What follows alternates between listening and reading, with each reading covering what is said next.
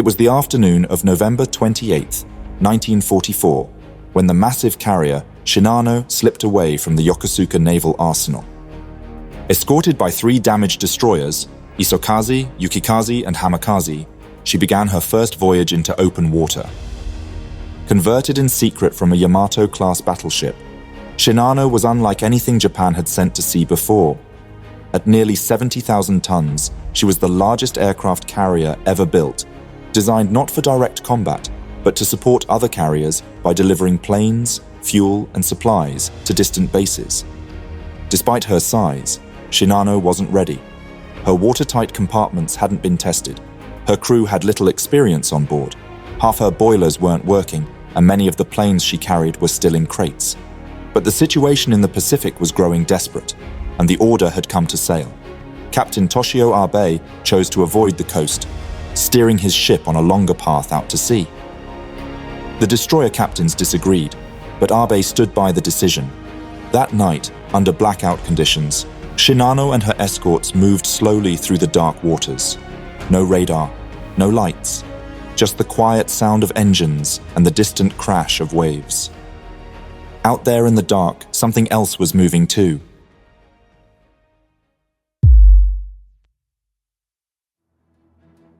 Heroes of History is the ultimate strategy game for history lovers. And if you're a fan of House of History, this is a must-play. Lead legendary figures through history's most decisive battles, making choices that can change the course of civilization. Experience intense strategy gameplay, where every decision matters.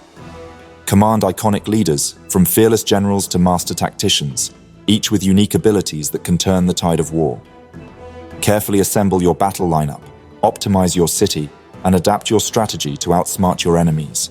With stunning visuals, engaging world building, real-time battles, and constant updates, Heroes of History delivers an immersive experience like no other. Build your empire, form alliances, and challenge players worldwide in PvP battles. Plus, play on mobile or directly in your browser.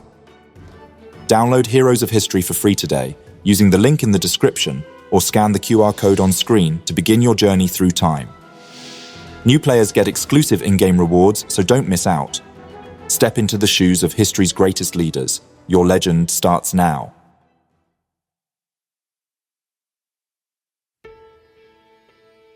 In the early 1930s, Japan's ambitions in the Pacific began to outgrow the limits imposed by international treaties. In 1934, Tokyo formally withdrew from the Washington and London naval treaties, agreements designed to curb naval arms races.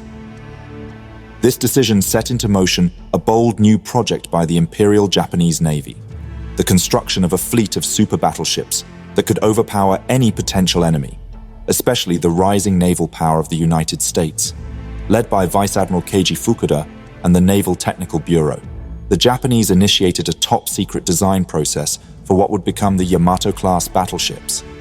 Over 29 months, engineers refined a blueprint for ships unlike anything the world had ever seen, displacing 70,000 tons, capable of 27 knots, and armed with 18.1-inch guns, larger than any fitted to a warship before. Construction of the first 2 giants, Yamato and Musashi, began in 1937. A third hull, designated Shinano, was laid down in 1940. Originally planned as the third battleship of her class, Shinano would remain incomplete for years, but the strategic environment was shifting. In 1941, Japan expanded its war in China, leading the United States to impose economic sanctions. Tensions escalated toward open conflict. On December 7, 1941, Japan struck Pearl Harbor, crippling the US battleship fleet, but awakening a much larger industrial adversary. Initially, the battleships of the Yamato class symbolized Japan's naval supremacy. But that supremacy wouldn't last. Over the next 3 years, US submarine warfare devastated Japan's shipping lanes, sinking over 1,100 merchant ships and 200 naval vessels. Meanwhile, aircraft carriers began to dominate naval warfare, ushering in a new age of maritime power. In June 1942, at the Battle of Midway, Japan lost 4 fleet carriers, Akagi, Kaga, Soryu, and Hiryu, in a matter of hours. Japan did not just lose 4 carriers, but hundreds of experienced pilots, aircraft, and dozens of experienced officers. Midway was a turning point and a wake-up call. Japan could no longer rely on its battleships alone. In response, plans for Shinano were radically altered. Instead of finishing her as a battleship, Japan would convert her into a new kind of warship, the world's largest aircraft carrier. Work started in top-secret conditions at Yokosuka Naval Shipyard. Surrounded by high fences and a limestone cliff, the warship's construction remained hidden from Allied intelligence, with Japanese authorities enforcing strict security measures, even banning photography. Bigger than anything afloat, she would serve as a floating fortress to support carrier operations and reinforce the fleet's weakened carrier arm. Inside the yard, Shinano's designers prioritized protection. She was armored against torpedoes and bombs, fitted with underwater bulges and a reinforced flight deck. But her belt armor, just 8 inches thick, was far weaker than her battleship sisters. And though her specifications were massive, her rushed construction left troubling flaws beneath the surface. In June, officials ordered Shinano completed 4 months ahead of schedule. Work crews were pushed to exhaustion, mistakes piled up. Eventually, they returned to the original timeline, but the damage was done. On October 5th, as the massive carrier was launched into Tokyo Bay, catastrophe struck. The dry dock's 5,000-ton caisson gate collapsed. Water flooded in, violently ripping Shinano from her moorings and slamming her into the dock's head wall. No one died, but the launch was a disaster. The bow was crushed, and the sonar gear destroyed. Though repairs were rushed through in 3 weeks, many sailors whispered the same word: cursed. By November, Japan's defeat was no longer a distant possibility. It was becoming a reality. After the disastrous Battle of Leyte Gulf and the first B-29 Superfortress raids over Tokyo, the Imperial Navy prepared for a last stand. On November 11th, Shinano conducted her first builder's trials in Tokyo Bay, recovering aircraft at 24 knots. By November 19th, she was declared complete. The rising sun flag was hoisted, and Emperor Hirohito's portrait secured to the bridge. Captain Toshio Abe, an experienced officer who had witnessed Midway firsthand, commanded the carrier. Tokyo Bay, where Shinano was docked at the Yokosuka Naval Arsenal, was expected to come under heavy and sustained bombing starting November 24th. The Japanese High Command feared that any large ship caught in the yard, especially an unfinished one, could be destroyed before ever seeing action.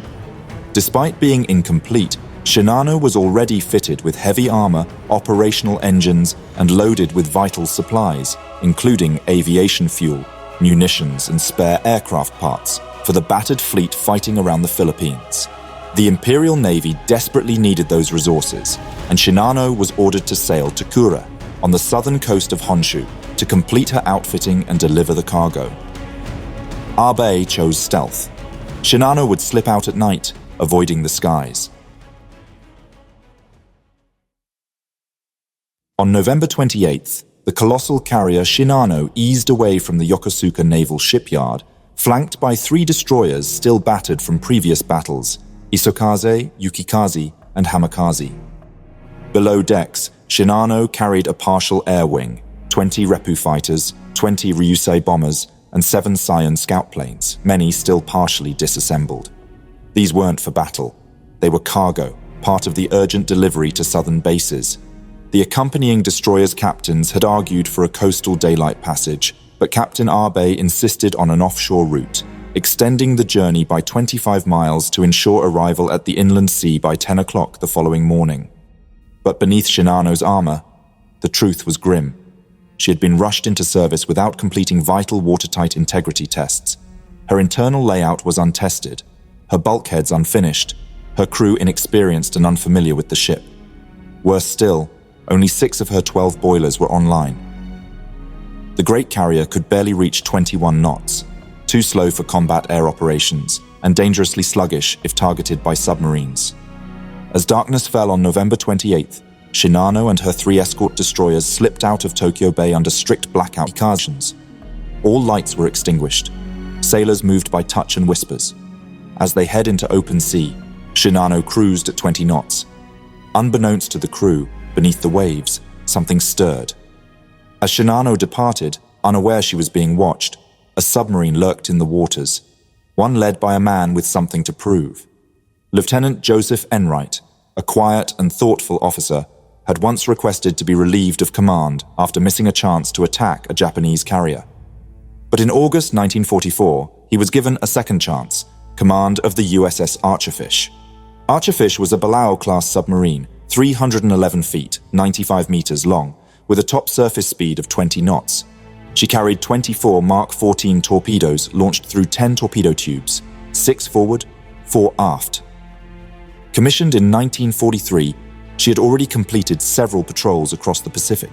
By late 1944, she was prowling off Japan's coast, hunting for enemy cargo shipping. Meanwhile, the carrier continued on a zigzagging course, a standard tactic meant to throw off submarine targeting and avoid predictable patterns. Lookouts had been instructed to stay sharp. Any mistake now could be fatal.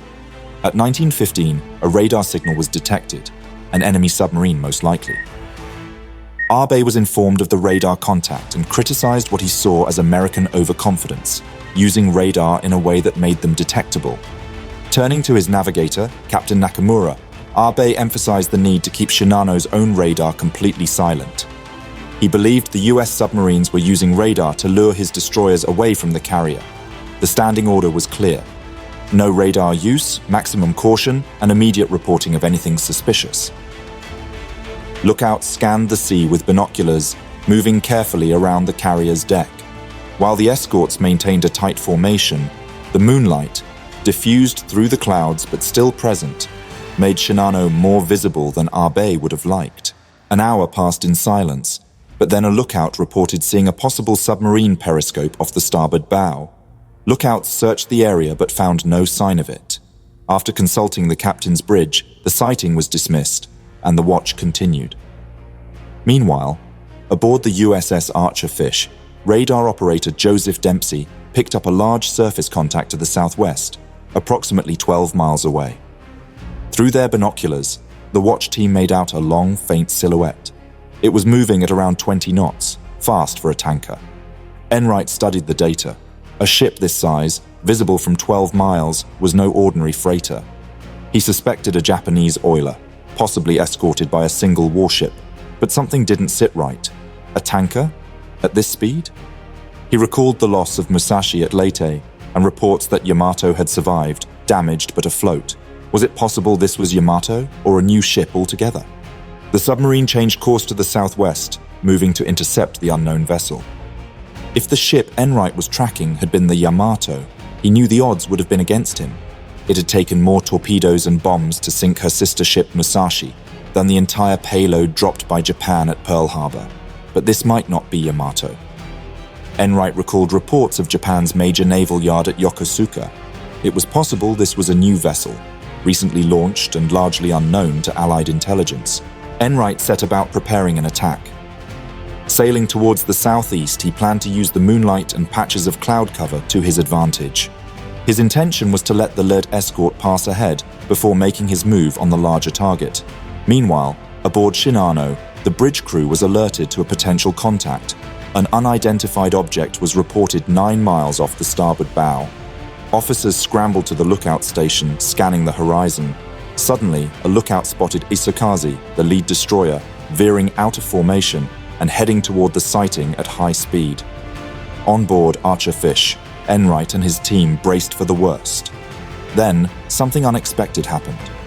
They saw Shinano emit a flash of bright red light, a potential signal. Enright feared it was an order to attack, but instead, Isakaze abruptly turned back. The Japanese destroyer had been recalled, and the submarine remained undetected. In fact, Abe remained firm in his belief that multiple submarines were stalking Shinano. He saw the unauthorized attack by Isakaze as a dangerous mistake, and in his anger, considered reprimanding or even court-martialing Captain Shintani. However, Abe dismissed the threat of a lone American submarine, believing their torpedoes to be ineffective. Confident in Shinano's superior speed, he assumed the carrier could outrun any pursuers. By now, Enright had determined that the target wasn't an oiler. The ship's sheer size and speed pointed to something more significant: a major warship. most likely an aircraft carrier. Though Shinano could sail faster than Archerfish, reaching up to 20 knots, her zigzagging course significantly reduced her forward speed. Enright, with help from his executive officer Bob Zaczynski, decided to follow her base course, reasoning that if the Japanese believed they had shaken off pursuit and straightened out, they'd sail straight into his line of fire. Earlier that evening, Enright had maneuvered Archerfish into a parallel track, keeping Shinano off his port bow. Then at 11:22 p.m., disaster struck Shinano. A main shaft bearing overheated, forcing the carrier to reduce speed to 18 knots, further eroding her ability to escape. Meanwhile, aboard Archerfish, Commander Enright closely monitored the movements of Shinano. With the carrier slowing down, Enright reasoned that she would eventually return to her original course, giving his submarine an opportunity to get ahead. Archerfish kept pace in the darkness, steadily working its way into a favorable attack position. Then, just before midnight, Enright's radar operator noted that Shinano had altered course to the west, away from the sub's intercept line. Enright responded by ordering a hard turn to starboard, paralleling the new course at maximum speed to regain position. Hours had passed. As dawn approached, Enright began to grow anxious. The moonlight had concealed his submarine's position so far, but daylight would expose him. Then, at 2:56 a.m., Enright's patience paid off. He saw Shinano turn back onto her original course, directly toward Archerfish. At 3:05 a.m., Enright ordered the submarine to submerge, preparing for the attack. At 60 feet depth, Commander Enright ordered Archerfish's torpedoes to be set to 10 feet, recalling advice he had received from an admiral that shallow hits could destabilize a carrier more effectively than deeper ones. He also accounted for the tendency of Mark 14 torpedoes to run deeper than their settings, a flaw that had been a persistent problem for American submarines during the war. Meanwhile, Captain Abe ordered Shinano to turn 30 degrees, inadvertently exposing the carrier's broadside to attack, making it a much easier target for the submarine. As Enright observed the unfamiliar ship, a destroyer passed overhead, forcing him to delay his firing. At 3:22 a.m., Enright fired 6 torpedoes, aimed at Shinano's port side. The torpedoes struck with devastating force, and Enright saw explosions ripple along the hull. The first hit towards the stern, breaching the hull and flooding the refrigerated storage compartments and an aviation gasoline tank. The impact caused significant damage in the compartments above, where many engineering personnel were killed. The second hit struck the starboard outboard propeller shaft entry point, flooding the outboard engine room. The third torpedo impacted further forward, flooding the boiler room and killing all personnel on watch. The damage extended to adjacent boiler rooms, which were also flooded due to structural failures. The fourth torpedo struck the starboard air compressor room, rupturing the adjacent oil tank and damaging the damage control station, as well as anti-aircraft gun magazines. As Archerfish prepared to evade retaliation, 2 destroyers dropped depth charges, but their sonar was inoperable, rendering them ineffective in locating the submarine. The submarine descended to 400 feet, its maximum safe depth, and ran silently to avoid detection. Inside the cramped pressure hull, the 80-man crew endured over an hour of tense quiet as the escort destroyers passed overhead. One of the destroyers passed directly above, its screws audible through the hull. But without working sonar, the Japanese ships had no clear target. He ordered Archerfish to dive to 400 feet, bracing for potential depth charges in retaliation. Aboard Shinano, the flooding quickly overwhelmed the ship's damage control efforts. Captain Abe ordered the crew to battle stations, but the flooding in critical areas, engine rooms, fuel tanks, and the boiler rooms was too severe to contain. The pumps designed to handle the flooding were overwhelmed by the massive water intake, and the water pressure in the engine rooms rendered damage control efforts ineffective. Shinano began listing severely to starboard. Despite attempts to counterflood and pump water into the port bilges, the list continued to increase. By 3:30 a.m., The carrier had a 15-degree list. At 4:20 a.m., the crew tried flooding the port outboard tanks, but it only reduced the list for a brief time before it worsened again. Meanwhile, Shinano had slowed to 10 knots, and the decision was made to change course toward the Key Peninsula to attempt to reach safer waters. At 6 a.m., the list increased to 20 degrees after the starboard boiler room flooded. The ship's engines lost power around 7 a.m., and Captain Abe ordered the evacuation of the propulsion compartments an hour later. At this point, efforts to counterbalance the flooding with additional ballast, such as flooding outboard boiler rooms, proved futile. Attempts to tow the ship by the destroyers Hamikaze and Isokaze were unsuccessful. The tow cables snapped due to the immense strain, and the attempt was called off. By 9 a.m., Shinano was completely dead in the water. Efforts to tow the ship back to port failed, and at 10:18 a.m., Captain Abe reluctantly ordered to abandon ship. However, the chaos of the evacuation led to significant casualties. Many sailors, trapped by the flooding and confusion, perished in the ensuing panic. Open hatches and damaged bulkheads created fatal funnels for inrushing water.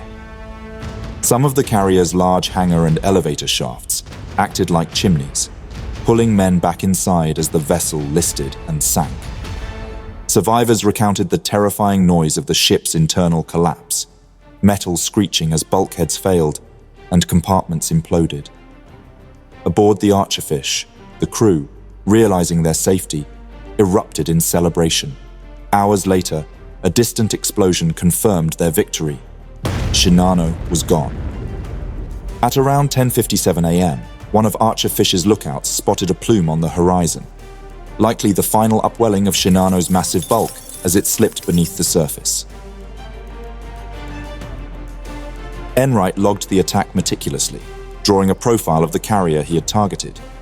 Based on this sketch and subsequent analysis, he was initially credited with sinking a Hyo-class carrier, as US intelligence had no knowledge of Shinano's existence at the time. Captain Abe went down with his ship, just as he had pledged to do. Both navigators, following naval tradition, refused rescue and remained on the bridge. Among those lost were hundreds of civilian contractors who had been aboard to monitor and finalize systems during the voyage. 17 hours into her maiden voyage, Shinano, the largest warship ever sunk by a submarine, disappeared beneath the waves. Shinano sank at 10:57 a.m., approximately 65 miles from the nearest land. The ship went down in around 4,000 meters of water, taking 1,435 officers, men, and civilians to their deaths. Among the dead were Captain Abe and his navigators, who chose to remain aboard and go down with the ship. Rescue operations managed to save 1,080 survivors, including 55 officers, 993 enlisted men, and 32 civilians. The carrier was formally struck from the Naval Register on August 31, 1944. When Archerfish reached Guam, Navy intelligence initially refused to credit the sinking of a carrier. Enright, armed with his sketches, persisted. Initially, it was assumed a Hyo-class carrier was sunk. Japanese radio intercepts and post-war interrogations confirmed the kill, a Yamato-class carrier. Enright earned the Navy Cross, and Archerfish received a Presidential Unit Citation. In peacetime, Archerfish became a research vessel before being sunk in 1968 as a target for an experimental torpedo. Don't miss out. Download Heroes of History now and claim your exclusive rewards for new players. Build your empire, gather legendary heroes, and lead them to victory. Click the link in the description or scan the QR code to start your journey through time today. Thank you for watching this video. Please leave a like. It really helps out the channel. If there is a topic, battle, or person you would like to know more about, let me know your thoughts in a comment. I would also like to thank all my patrons and channel members for their generous support. If you enjoy House of History and you want to support my work, consider joining me on Patreon. For just $1 per month, you will gain early access to all my videos without any in-video advertisements. Don't forget to subscribe. See you next time.